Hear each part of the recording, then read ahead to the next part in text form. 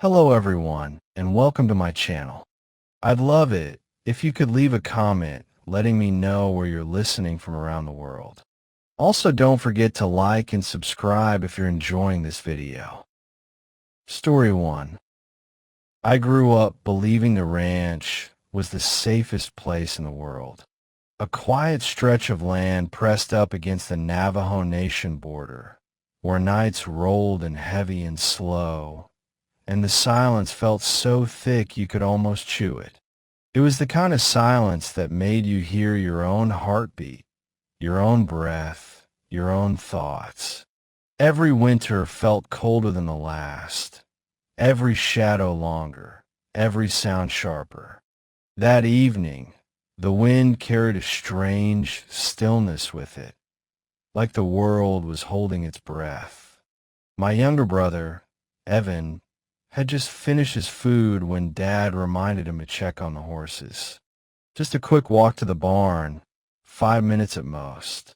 Evan rolled his eyes, grabbed his jacket, and stepped out into the snowy dark. I remember hearing the door shut behind him. I remember the sudden drop in warmth. And then nothing. 15 minutes passed. Then 20. Dad muttered something about teenagers and their phones. My mother pressed her lips together and tried to stay calm. But my stomach twisted with a strange, sharp instinct that something wasn't right. When Mom finally told me to go check, I didn't argue. I threw on my boots, grabbed a flashlight, and stepped into the biting wind. The cold hit me like punishment. Every exhale turned into fog that hung in front of me before drifting away like a ghost losing interest. The barn wasn't far, maybe 100 meters, but halfway there, the stillness broke. "Arslan, come here. Hurry." I stopped. Hard. That was Evan's voice. The exact tone he used whenever he was pretending not to be scared but actually was. I knew that tone better than anyone.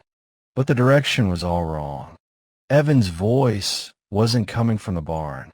It was coming from the tree line, deep, dark, and wrong. "Evan," I called, but my voice came out too small. Silence. A thick, unnatural silence that felt like a hand pressed over my mouth. Then the voice came again, but changed. The same words, the same shape, but stretched out like someone was pulling the sound apart. "Arslan." My skin crawled. My flashlight flickered, dimmed, then flared back to life. The beam shook wildly because my hands were trembling. That's when I saw it. Something darker than the night stood between the trees. A shape at first, a suggestion. Then it stepped forward, and the branches shook like they were trying to get away from it. It was tall, too tall, bent in strange places, like someone had assembled it from broken pieces. Its neck was wrong, too long, too thin, and tilted like it had never learned to balance a head. Its arms hung almost to its knees, limp and crooked, and when it moved, the snow beneath it made a sound far too light for something its size, like it weighed nothing at all. I wanted to run. My body told me to run, but I was frozen, locked in place by fear so heavy it felt like someone had chained my feet to the earth. Then it spoke again, but not in Evan's voice. This time, it was my mother. "Help him, he's hurt, please." The voice was perfect, too perfect, like a recording stolen from inside our house. My heart slammed against my ribs. I took a step back, then another, and another. The thing followed. Slow, steady, like it wasn't chasing me. It was hurting me, like it already knew where I'd run. I didn't even feel my legs when they finally broke free of the paralysis. I just remember the world tilting, snow flying behind me, my breath tearing out in jagged gasps. I sprinted back to the house, slipping once, scraping my palms on ice. The flashlight fell from my hand somewhere along the way. I didn't stop, not when something cracked sharply behind me, not when a laugh, thin and broken, echoed through the trees. I reached the door, slammed it shut, and locked it so fast the metal rattled. Mom rushed over, asking what was wrong, but I couldn't speak. I couldn't breathe. My chest was tight, my vision blurred, and my entire body felt like it was vibrating from shock. 15 minutes later, the front door opened. Evan walked in. Snow dusted his shoulders. His cheeks were red from the cold. He blinked at me, confused. "Why are you pale?" he asked. Like nothing had happened. Like he hadn't vanished into the night. Like something hadn't been wearing his voice in the trees. I didn't answer. I couldn't. Because outside, far out near the barn, something laughed again. But this time, it wasn't Evan's voice. And it wasn't Mom's. It was mine. A twisted, warped version of my own voice, echoing through the cold. We lasted 2 more weeks on that ranch. 2 weeks of hearing something walking outside after midnight. 2 weeks of footsteps that circled the house but never approached. 2 weeks of voices calling our names from the darkness. My name, Evan's name, my parents' names. We left before the next winter, packed up everything and drove away without looking back. We never went back. And sometimes, late at night, when the world is too quiet, I swear I still hear it. Somewhere out there in the dark, calling my name in my own voice. Story 2. 2 years ago, my cousin Amir and I were driving through the desert at 1 in the morning, heading back home after visiting some friends in Tuba City. It was one of those nights where the sky felt too big, the road felt too long, and the silence had a pulse of its own. The kind of silence that hums in your ears and makes you feel like you're being watched, even when you know you're alone. We had been on that road hundreds of times.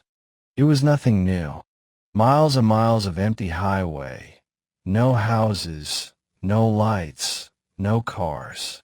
Just the desert stretching out like a dead ocean in every direction.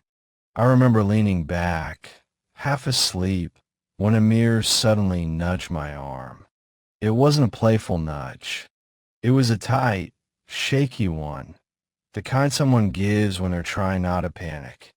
"Don't freak out," he whispered. My eyes opened instantly. "Why? What happened?" He didn't look at me. He kept staring out the window, gripping the steering wheel so hard his knuckles had gone white. "But something's running next to the car." I laughed, because what else do you do at 1 in the morning in the middle of nowhere when someone says something insane? I thought he was joking, just trying to scare me, until I looked. At first, I didn't see anything, just the blur of the desert moving past us. But then the headlights bounced and I caught a shape, a pale flash of skin, a leg, a foot, barefoot. Something was sprinting beside the car, and not behind us, not chasing. No, right beside us, matching our speed like it was taking a casual jog. "Amir," I whispered. My throat tightened. "How fast are we going?" 80, he said without blinking. The thing kept pace effortlessly. The next time the headlights hit it, I saw more. Skin stretched too tight over bones, a hunchback that rose unnaturally high, and arms that were way too long, dragging behind it like ropes being pulled underwater. It didn't look at us at first. It just ran, head tilted down, the way animals do when they're focused on prey. But then its neck cracked. Not turned, cracked. A sharp, snapping twist that made me flinch. And then its head snapped up toward my window. Its face. God, I still see it sometimes when I close my eyes. It wasn't a face. Not a real one. It looked like someone had peeled a human face off and stretched it over something that wasn't shaped like a human head. The eye holes didn't line up. The mouth was too wide in one place and too tight in another. Every part of it was wrong. The headlights caught its eyes, two black pits like burnout holes. And even though the mouth on the mask never moved, I swear to you, some part of it smiled. Amir choked back a cry. Don't slow down.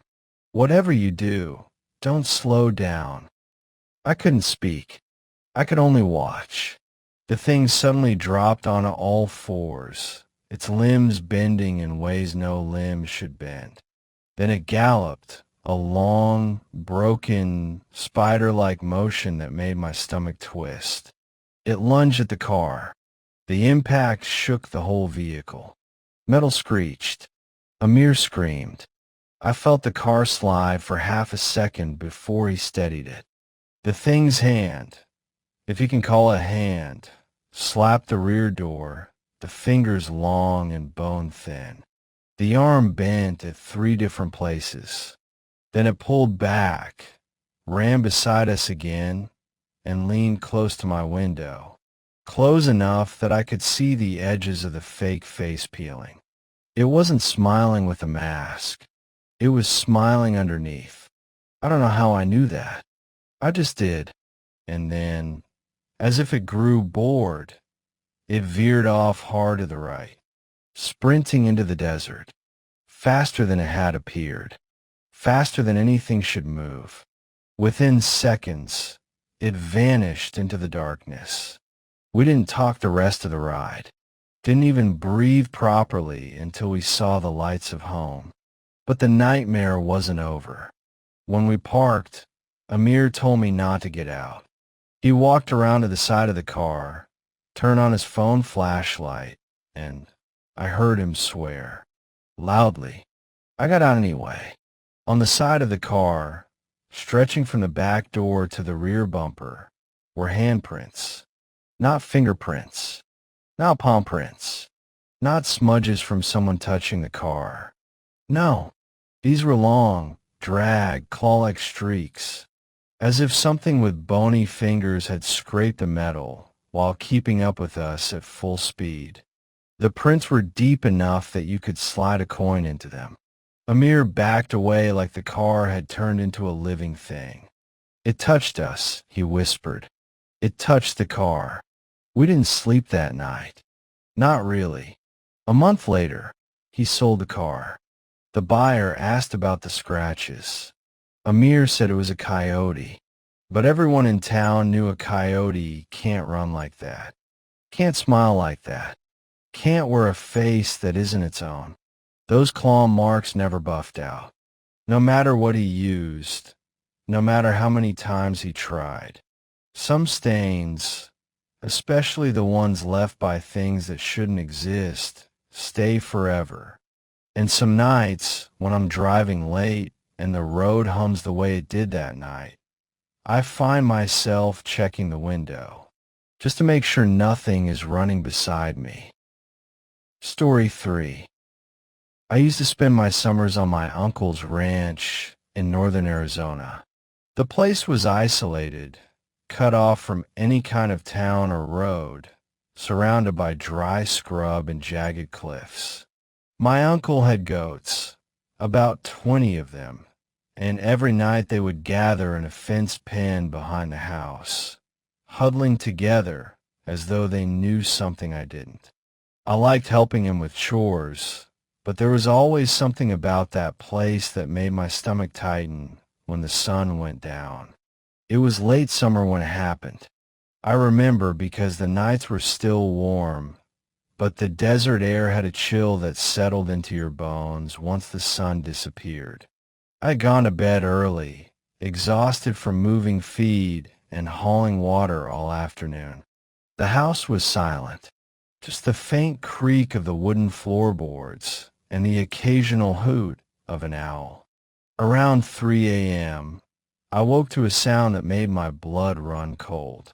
At first, I thought it was a coyote, but no coyote ever made a sound like that.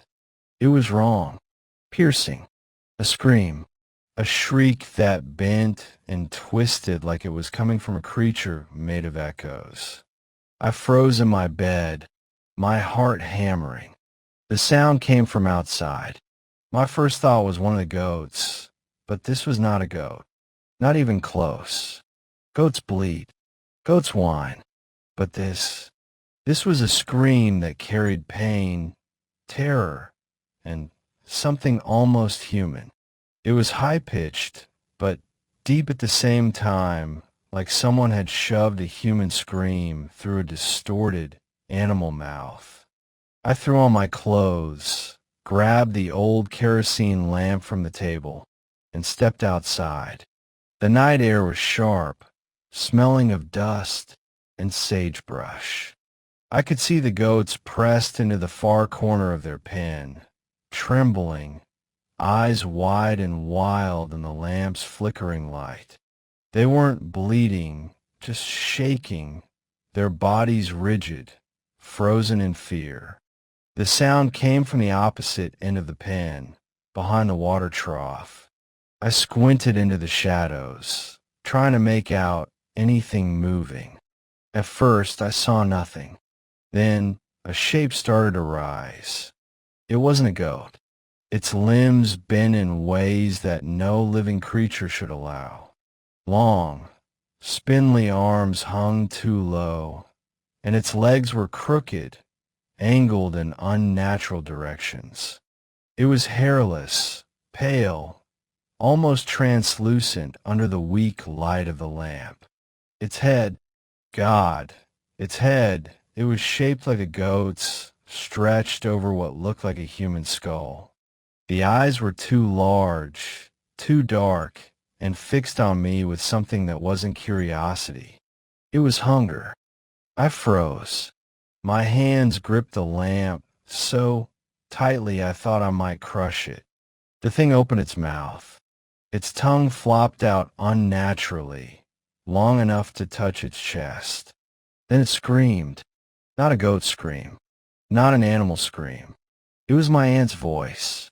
I hadn't seen my aunt in 3 years. She had died suddenly in her sleep. Heart attack. I knew that voice anywhere.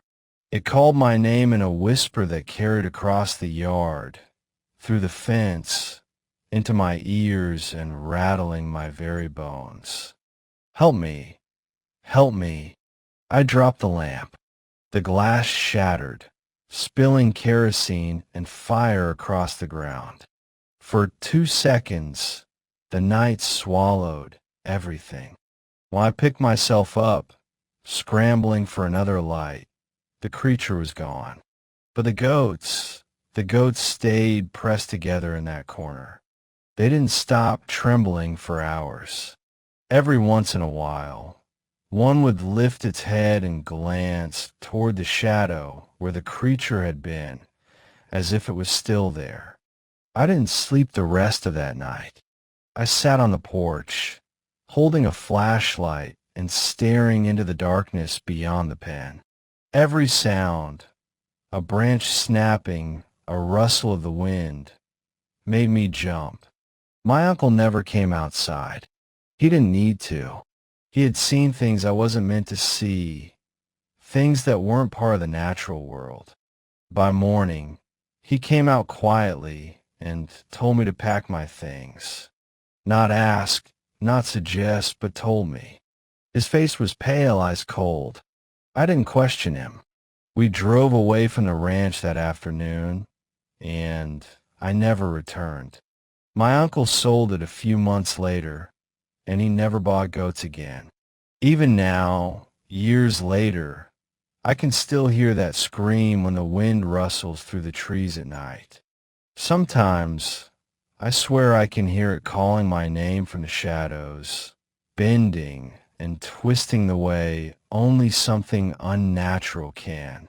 And I know deep down that it's waiting, patient outside of the light, watching.